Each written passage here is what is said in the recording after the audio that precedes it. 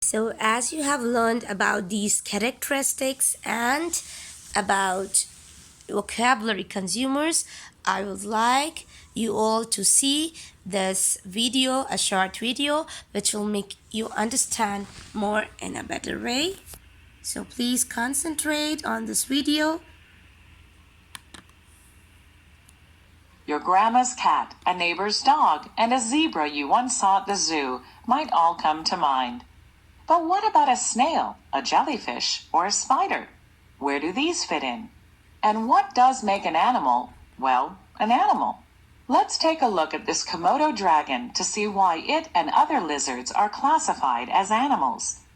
You can click on the highlighted parts. When you're done, click the next arrow to learn more about characteristics that differentiate animals from other organisms and from each other. This lizard is having its lunch. Consuming food seems like a pretty common activity. Everybody does it, right? Actually, eating food is a behavior that helps distinguish animals from, say, plants. Plants are able to make their own food. This yawning lizard is sunning itself. You probably do this too after you get out of a pool. A lizard's body temperature, like yours, has to stay within a certain range. This lizard helps keep its temperature in that range by lying in the sun.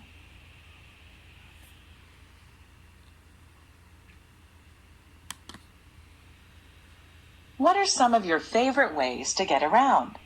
Rollerblading? Skateboarding? Bicycling? This lizard doesn't own a pair of rollerblades, but it does have its own way of getting around, just as all animals do.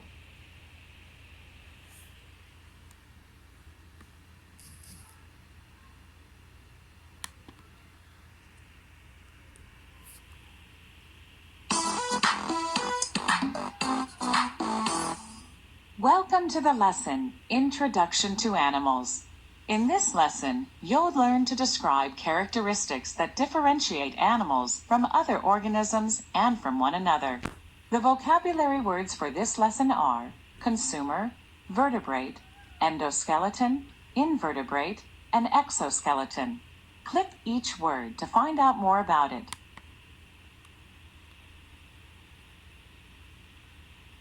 These images all look quite different. Drag each image into the correct category.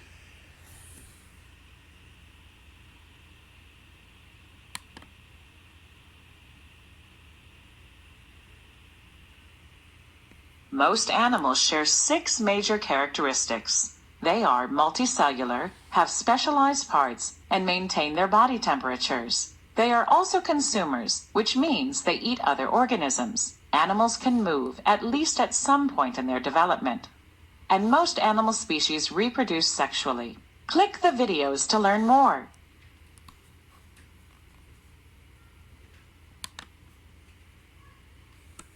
One characteristic of animals is that they are multicellular. Think about your body. You have blood cells, bone cells, and brain cells, just to name a few types of cells. All animals are made up of many eukaryotic cells, which are complex cells with a true nucleus.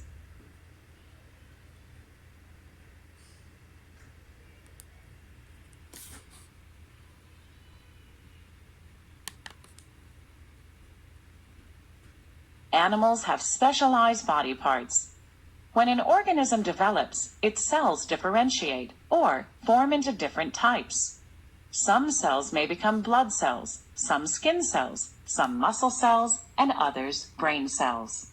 Each specialized cell has a very specific function. Can you think of some specialized body parts? Noses, stomachs, and eyes are a few.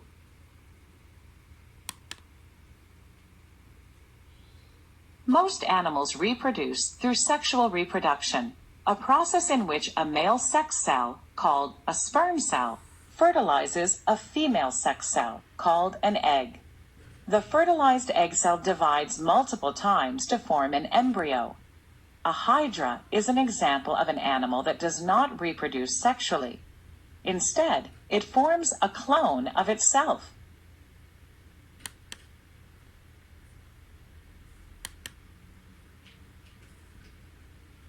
Another thing animals have in common is that they eat food. Unlike plants, animals cannot produce their own food within their bodies. Animals are consumers. They must eat other organisms to get energy. There are different types of consumers. Carnivores eat other animals. Herbivores eat plants. And omnivores eat both plants and other animals.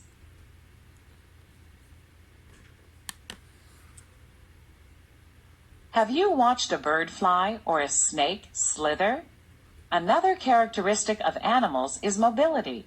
They can move by running, flying, swimming, scuttling, and digging. Moving is important because it helps animals find shelter, food, and mates. Some animals only move during one part of their life.